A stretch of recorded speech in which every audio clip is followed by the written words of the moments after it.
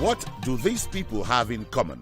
Heads of state, governors, captains and barons of industry.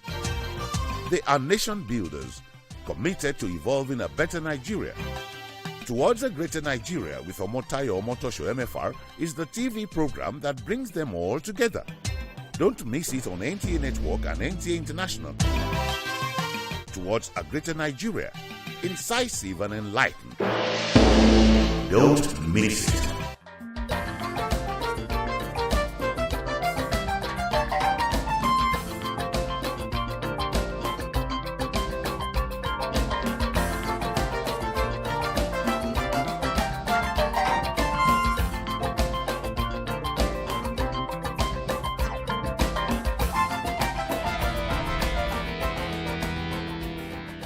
The Lagos State Government and its Ministry of Tourism, Arts and Culture organized for the first time Lagos Tourism Summit with the theme Destination Lagos Towards a Sustainable Tourism-Driven Economy. The date was the 16th of April 2018 and the venue was the magnificent Convention Center of the Eco Hotels and Suites at Victoria Island, Lagos.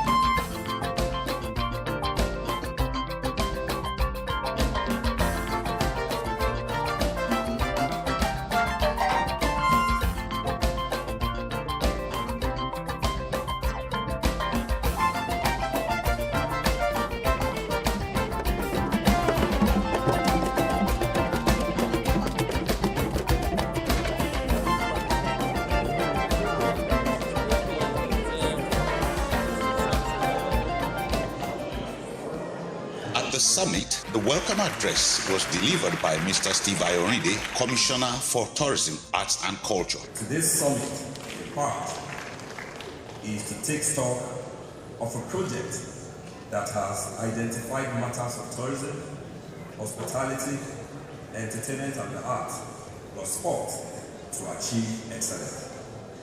In 3 years, our dear state has grown solid, smart, and saturated with ideas to take project this to another level. In taking stock of where we are therefore, I'm obliged to welcome you all to a platform that will provide us with an ideal roadmap through which we must seek to double our pace, identify the low-hanging fruits, and begin to execute our early win strategies in our quest to make tourism a profitable creative economy.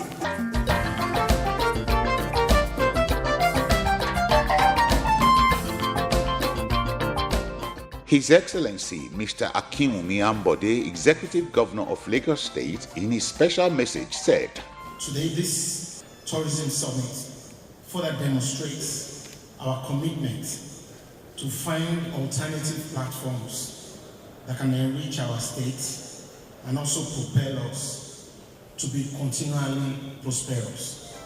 Governor Akinwumi Ambode said, "We are very proud of our culture and heritage. It has become very clear and evident that there is no other concentration of the black race that is larger than Nigeria, and most especially Lagos, that can tell the story of the black race." We have channeled a lot of resources into creating an enduring infrastructural architecture for the business of tourism to thrive. In conclusion, the governor said the time and input from today's summit can never be adequate. The outcome is just a byproduct of another legacy that Lagos State seeks to build. Lagos State seeks the cooperation of every interested persons and groups to build a brand Lagos that we will all be proud of. The keynote address was delivered by His Excellency Mr. John Dramani Mahama, former President of the Republic of Ghana. I cannot start without extending the very warmest greetings from your brothers and sisters in Ghana. We cannot develop tourism to the level that it can become a key driver of our economy without development and solid infrastructure. Thankfully, Lagos is in preparation for the launch of the Lagos State Tourism Master Plan, has begun upgrading and expanding critical infrastructure, including transportation, roads, and of course the recent reclamation that is ongoing. The tourism plan must therefore not focus only on what new tourism facilities we develop, but how to ensure that the state is made attractive to tourists, improved and well-developed quality medical services, enhanced transportation services, high-speed mobile and data services, and of course, guaranteed security of any visitors to the Lagos state. And it's my belief that the tourism master plan for Lagos that will emerge from this summit will be a masterpiece that will guide this state to become the foremost leading tourist destination in the whole of the African continent. I thank you very much. A goodwill message from Honorable Minister for Information, Tourism and Culture, Alhaji Lai Mohammed. It's also important to note that the African American market spends $50 billion annually on travels, both domestic and international leisure. It is time that Lagos, Nigeria, takes its rightful place in the history of the world. Thank you very much.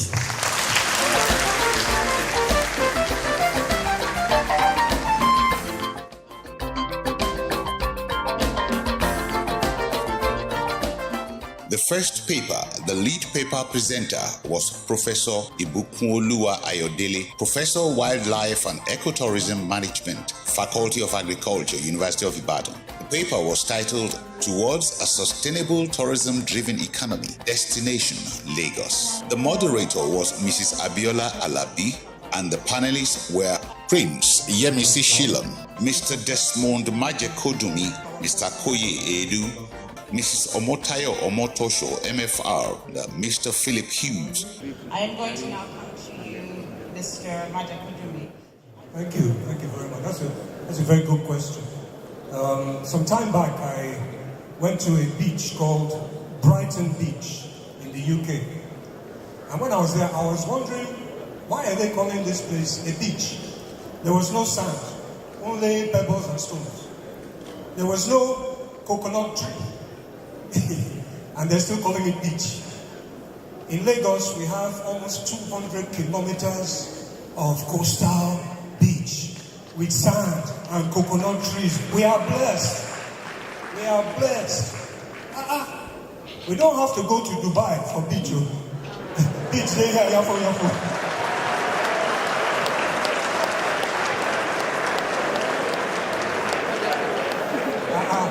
I'm so glad that the focus is now on developing the infrastructure. Thank you very much.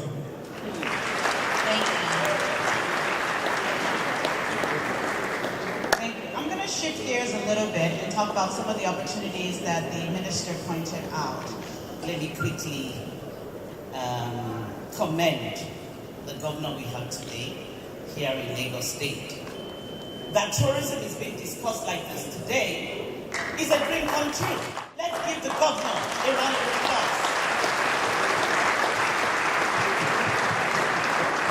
It gladdens my heart. And this takes me to the point Biola mentioned. How do we get the huge market, the African American market outside this country to come and explore our potentials? I'm not surprised that Governor Ambody is taking a cue. What we need to do is what we are doing now. And I'll take a cue from that. Is what is being said today. Because by the time we explore tourism promotion, we engage contacts at the international community. You can't do tourism by being within Lagos or Nigeria alone. We must cut as friends the American African Travel Association. That is key. Thank you. And the president is Marilyn Moulton.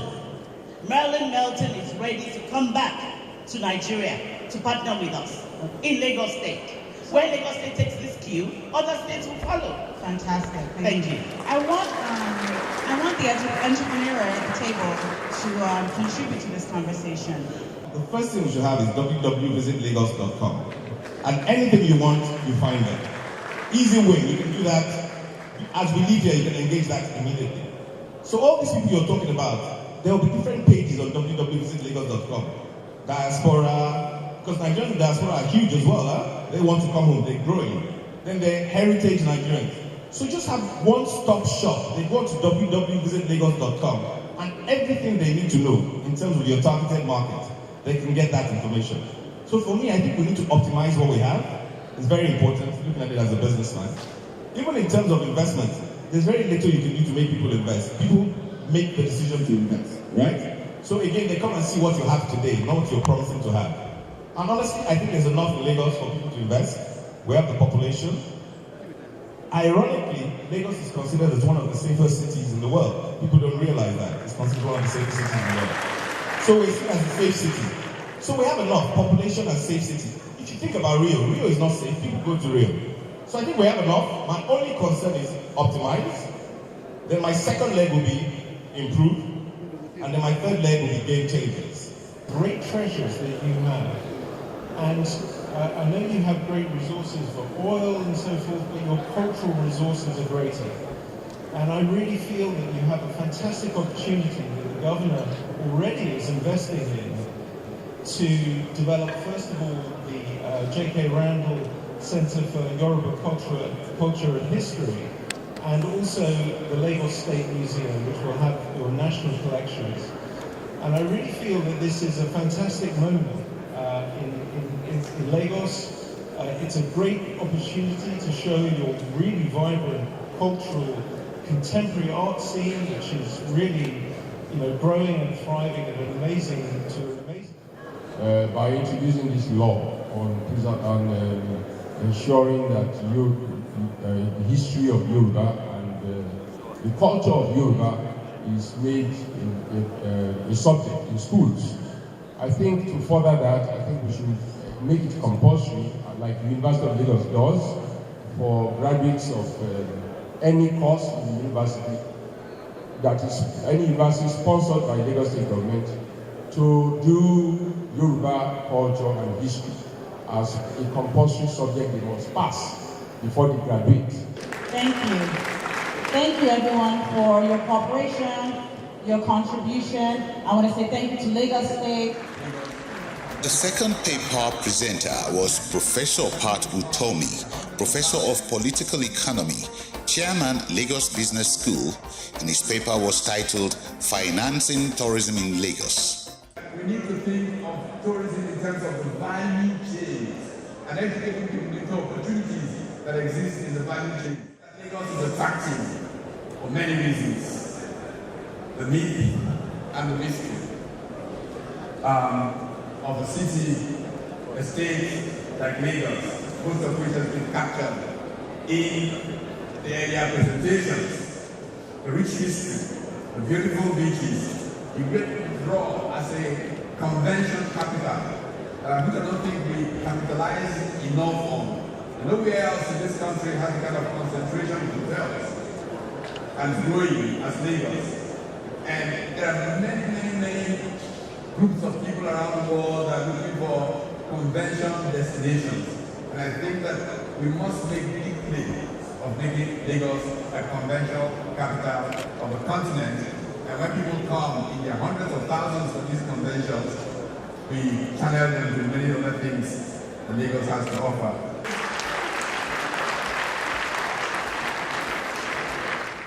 The moderator, Mrs. Opunimi Akikube, did a good job with the panelists, comprising the representative of Access Bank PLC, Mr. Kayode Piton, Managing Director, Bank of Industry, Mrs. Padina Ubabe, Program Associate, Ford Foundation, Ms. Ojoma Ochai, Director, Arts West Africa for the British Council, and the representative, Transactions Advisory Services at Ernst & Young. I loved what Professor Utomi said about tourism in Lagos State. The mystery and the myth, the magic of Lagos, I thought that was brilliant. And there's so much to talk about. The beaches, the great draw. But the critical things, transport, infrastructure, he said, safety, critical, information, organizing and managing access to these places, funding. That is what everyone says is a deterrent. So can I start with you, Bank of Industry?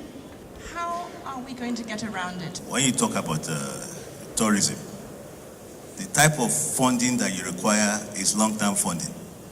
This is not money of 1 year, of 2 years, or 3 years. If you look at the marina, for instance, there's a lot that can be done. If you go to Cape Town, there's the V&A waterfront. You know, you can turn the whole of marina into a V&A waterfront. But security is very important before we talk about the money. Because if the people who are going to come here feel that they are not safe, no matter what you do and how much money you put into it, they're not going to come. But then, people will tell you that even in Johannesburg, you know, or in Cape Town, maybe more of Johannesburg, the crime rate is very high. I was in Cape Town. Virtually every 200 meters that you walk, there's a security guy that is there. So people feel comfortable. Tourists feel comfortable. They know that they have a problem, but they have done something to solve the problem. We're talking about money because we're talking about interest rates. In Bank of Industry, our loans can go as long as 8 years. The interest rates usually are between 8 and 10%. But it's a challenge for us also because we're in a country like Nigeria where the 3B rates are about 16%, 14%, and you are lending below those rates. So we're actually subsidizing. The question is, where do we get our own funding from? So we also have to look at to get funding, but that's what we do. We're actually doing quite a lot in terms of supporting the good work that Lagos State is doing across a number of areas. Nollywood is one part of it. But clearly, Lagos has the raw material for tourism. And for us, really, it's just about facilitating that ecosystem and making sure that it comes to life and it achieves its full purpose. You know, it's not just Nollywood. You know, we have the Access Marathon. You know, people were talking earlier on. A great city like Lagos, which is also the financial center of West Africa, must have things around it that make people want to stay the Friday night, Saturday night, Sunday night, as it were, really. So we recognize Lagos, you know, as a city of art, as the other speakers have spoken about. There is obviously music. There is a vibrant culture at the weekend as well. And for us, really, all of those come together to actually ensure that the raw materials are then capitalized and we actually address the challenges that actually stop these from achieving its full potential. If tourism is to grow, government has a part to play, and that is the enabling part. You know, the security is good, let's keep it that way. Spoke about the importance of museums in terms of tourism and, you know, bringing people to Nigeria, to Lagos. And so we saw that as an opportunity at the Ford Foundation to support the heritage, the great diversity and heritage of Lagos, of the country, and to make it a space that will be open and accessible to all people. The Ford Foundation, as you know, is a social justice foundation, so we are very interested in inclusive spaces and increasing inclusive spaces across the country, across the West African region. And so we provided support for the groundwork for this Lagos State Museum. Very excited that Lagos State is taking on this and, you know, able to display the cultural heritage of the country. Thank you for that. Let's go on to theatre. How many plays did you put on in March? Lagos Theatre Festival. Theatre Festival, the amazing initiative. We had 108 shows and 45 production companies. That deserves a round of applause. Amazing. That we cannot underestimate the role that arts and culture play in tourism. The creative industries in the UK contribute a value to the UK economy that's 1/3 of Nigeria's GDP. So all of these things are valuable economically in terms of placemaking, building the brand. I'm thankful that the tourism ministry and Lagos State are already recognizing that arts and culture are absolutely critical. One of the things we've done is to engage numerous stakeholders at different levels, hearing them out on what the sector is all about, the current state of the sector. We're also doing benchmarking, which is looking at other cities across the world that have successfully grown their tourism sectors and using that to compare with where we are in Lagos State and how best we can grow the tourism sector. Just very quickly, what can we do to what are the low-hanging fruit that we can just grab right now and get something going? One very quick one is about the data and information about Lagos. Create the website, build the apps, gather the data, push it out, because people will search. People come, they need to know what Lagos can deliver and provide, and that can be delivered quickly. And there is a lot to do in Lagos.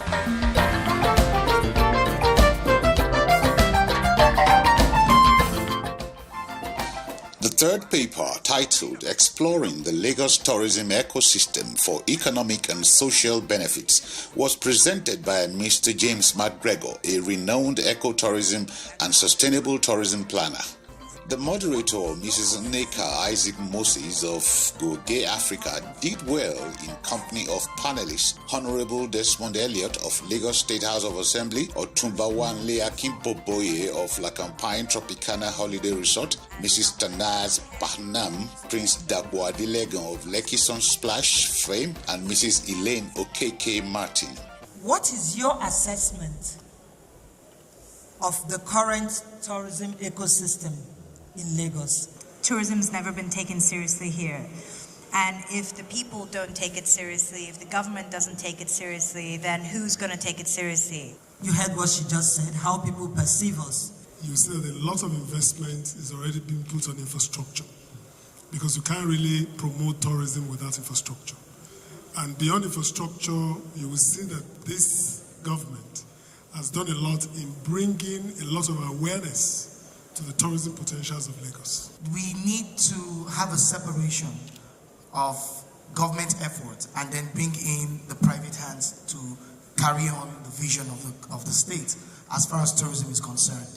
If you talk about Kenya today, you talk about safari. If you go to South Africa, business tourism to a large extent.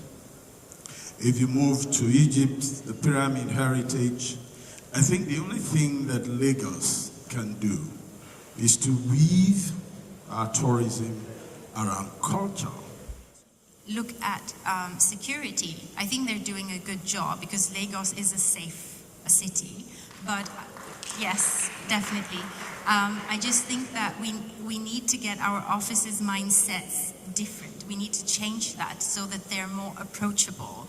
They sort of blend more into the tourism aspect, and you can walk up to a police officer and ask him for anything, and you feel part. You don't feel harassed. You don't feel like you're, intruding. That's so. Even at the airports. Exactly. The first point of contact. Build your image forever.